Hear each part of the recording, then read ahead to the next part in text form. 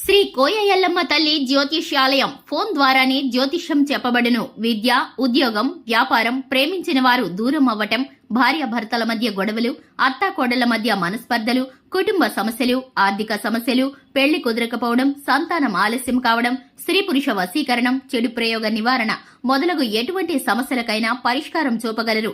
స్త్రీ పురుషులకు ఎటువంటి సమస్యలున్నా నమ్మకంతో కాల్ చేయండి. 9014339338.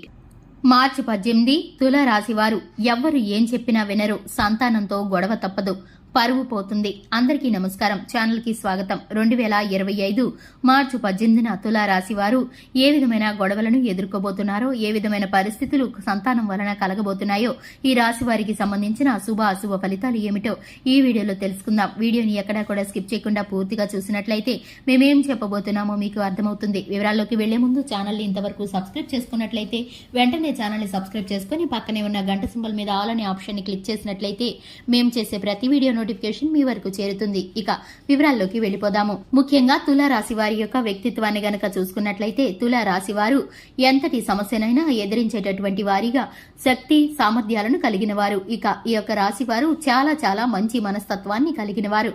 ఎవరు ఎన్ని రకాలుగా ఇబ్బందులు పెట్టినా కూడా వారిని క్షమించేటటువంటి పెద్ద మనసు కలిగిన వ్యక్తులు ఈ యొక్క తులారాశి వారు. నీతి నియమాలను పాటిస్తూ జీవితంలో ఉన్నత స్థానంలోకి కష్టపడి ఎదగాలనేది వీరి యొక్క లక్ష్యం.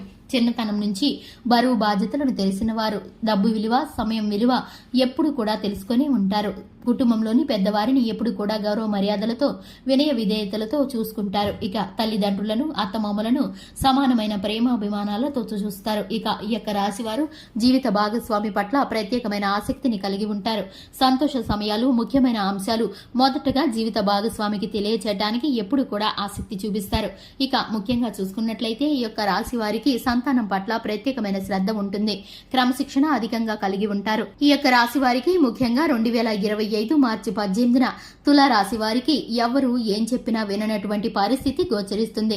సంతానంతో ఒక వాగ్వివాదం ఏర్పడుతుంది. దానికి సంబంధించిన గొడవ, వీరికి సంబంధించిన ప్రతి ఒక్క విషయాన్ని కూడా సంతానం పట్ల గాని, వీరి కుటుంబ సభ్యుల పట్ల గాని వీరికి ఉన్నటువంటి ఆలోచనని ఎప్పుడు కూడా మంచిగా ఆలోచించే వీరైతే కనుక ఇప్పుడు ఆవేశపడతారు. సంతానంతో వీరికి గొడవ జరుగుతుంది. వీరి యొక్క మంచితనాన్ని అర్థం చేసుకోకుండా, వీరి కష్టాన్ని అర్థం చేసుకోకుండా సంతానం క్రమశిక్షణ నుండి దారి తప్పిపోయేటటువంటి పరిస్థితుల్లో పడినప్పుడు వీరైతే కనుక తప్పనిసరిగా సంతానాన్ని అదుపులో పెట్టుకోవాలని వారి యొక్క బిడ్డల విషయంలో వీరైతే కనుక గొడవ పడతారు. దీనికి సంబంధించి బిడ్డలతో చిన్నపాటి వాగ్వివాదం తలెత్తుతుంది. ఎవరు ఏం చెప్పినా విననటువంటి కోపంతో రగిలిపోతారు. ఇటువంటి పరిస్థితులను జీవిత భాగస్వామి వీరి యొక్క కోపాన్ని అదుపులో పెట్టడానికి, నియంత్రించడానికి ప్రయత్నిస్తారు. వీరికైతే కనుక సామరస్యంగా కూర్చుని చర్చించుకుంటే తీరిపోయేటటువంటి సమస్యని వీరి యొక్క సంతానం కారణంగా ఇంత గొడవ జరగవలసిన పరిస్థితి గోచరిస్తుంది.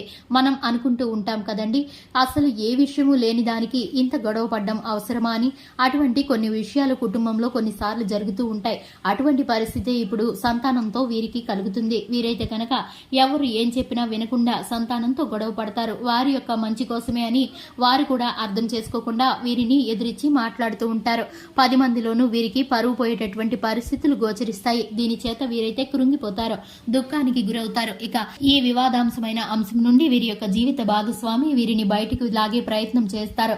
ఇటువంటి పరిస్థితిని చక్కగా కూలంకుషంగా చర్చించుకుని వారైతే కనుక తేలికగా పరిష్కరించే సలహాలు, సూచనలు అందిస్తారు. దీని ద్వారా వీరికి సమస్య పరిష్కారం అవుతుంది.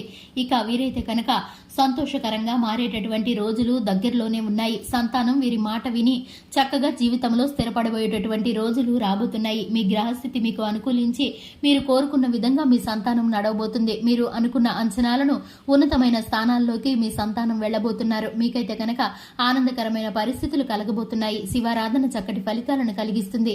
మీరు శివనామ స్మరణ చేసుకుంటూ శివాలయానికి వెళ్లి శివుడికి అభిషేకం చేయడంతో మీ యొక్క ప్రతి సమస్యని ఆ శివయ్యకి వినియోగించుకుంటే వ్యాపార ఉద్యోగంలోనూ, నూతన వస్తువులు, భూములు కొనుగోలు చేసే విషయంలోనూ మీకైతే మేలు కలుగుతుంది. ఆర్థికంగా స్థిరపడబోతున్నారు. నలుగురిలోనూ పేరు ప్రఖ్యాతులు కలగబోతున్నాయి. సంతానం విషయంలో మీరు అనుకున్నది జరుగుతుంది. ఇక మీరైతే కనుక హనుమాన్ చాలీసాను కూడా పఠించడం ద్వారా శుభకరమైన ఫలితాలను పొందుకుంటారు. చూశారు కదండి, ఇది ఇవాల్టి వీడియో. వీడియో నచ్చినట్లయితే లైక్ చేయండి, ఛానల్ ని సబ్స్క్రైబ్ చేసుకోండి. Thanks for the watching.